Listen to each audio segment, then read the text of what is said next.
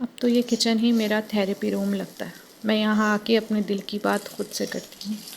پردیس کی زندگی بھی بڑی عجیب ہوتی ہے. لوگ سمجھتے ہیں یہاں سب کچھ بہت آسان ہوگا، لیکن اصلی چیزیں کوئی نہیں دیکھتا. آج نا صبح سے بس یہی سوچ رہی تھی کہ کبھی کبھی انسان کے اندر کتنی لڑائی چل رہی ہوتی ہے. کچھ ڈیسیشنز ہم مسکراتے ہوئے لے لیتے ہیں اور کسی کو پتہ بھی نہیں ہوتا کہ ہمارے دل پہ کیا گزری. زندگی میں نا ایسا وقت بھی آتا ہے جب انسان بالکل چپ ہو جاتا ہے، اپنی پرائیورٹیز بدل دیتا ہے. کبھی کبھی ہم کچھ چیزیں چھوڑ دیتے ہیں، کچھ چیزیں قربان کر دیتے ہیں، صرف اس لیے کہ کہیں نہ کہیں ہمارے اپنے ہم سے خوش ہو جائیں. اور یہ سب بنا کسی کو بتائے کرتے ہوئے، کیونکہ تمہیں پتہ ہے نا کبھی کبھی سننے والا بھی کوئی نہیں ہوتا. پردیس میں رہ کر سب سے مشکل چیز یہ ہوتی ہے کہ تمہارے دکھ، تمہاری فکریں، تمہارے فیصلے سب تمہیں ہی بیئر کرنے پڑتے ہیں. گھر والے دور ہوتے ہیں اور شاید وہ سمجھنا بھی نہیں چاہتے، اور تمہیں اکیلے ہی سب کچھ ہینڈل کرنا پڑتا ہے. پر یہ جو چھوٹی چھوٹی آوازیں آ رہی ہیں نا پیچھے تمہیں، بس یہی میری ساری ٹینشنوں کو ہلکا کر دیتی ہیں. جب یہ پاس ہوتی ہے تو بس یہی میری ہمت ہے. ایسا لگتا ہے دنیا چاہے سمجھے یا نہ سمجھے، میں اس کے لیے ہر مشکل سے لڑ سکتی ہوں. اس کے لیے بری بھی بن سکتی ہوں اور اس کے لیے اچھی بھی بن سکتی ہوں.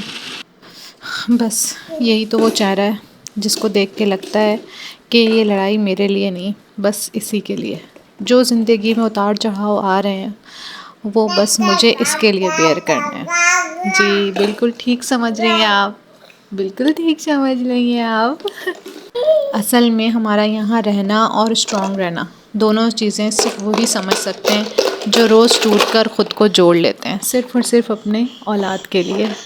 لوگوں کو تو بس ہمارا 10% دکھتا ہے، جو شاید وہ کہیں نہ کہیں سے ہمارے بارے میں سن لیتے ہیں یا تصور کر لیتے ہیں. 90% تو ہم اپنے اندر چھپا کر رکھتے ہیں اور وہ کوئی نہیں دیکھ سکتا، اور نہ ہماری پھر کوئی قدر کرتا ہے. ارے یہاں کوئی بھی نہیں ہے. تمہاری ماں تمہارے ساتھ تھوڑی ہے جو تمہاری آنکھوں کے اندر چھپی تھکی ہوئی لکیریں دیکھے گی.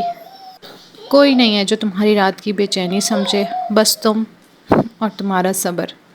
لیکن آج شام میں دل تھوڑا ہلکا بھی ہو گیا. پاکستان سے امی ابو نے کچھ تحائف بھیجے تھے. ان کی بھیجی ہوئی مٹھائی، چیزیں، ان کا احساس اور زیادہ دلانے لگی. اس کے ماں باپ ہی تو ہیں جو ہماری ہر چھوٹی بڑی چیز کا خیال رکھتے ہیں. باقی تو یہاں کوئی نہیں پوچھتا، نہ کوئی حالات سمجھتا ہے. بس جب ماں باپ کا پیار مل جائے تو لگتا ہے زندگی میں ایک چھوٹا سا سہارا اللہ نے ہی رکھا ہوا ہے.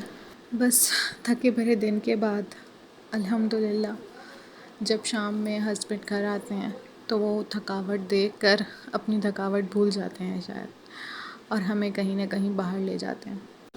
زندگی چاہے کتنی بھی مشکل ہو جائے نا، ان کے ساتھ ہونے کا احساس مجھے ہر دن اور بہت اسٹرانگ بنا دیتا ہے. ہاں ادو ہاٹ اسپاٹ لے تو بتا دی جان میرا موبائل بند ہو گیا. بچے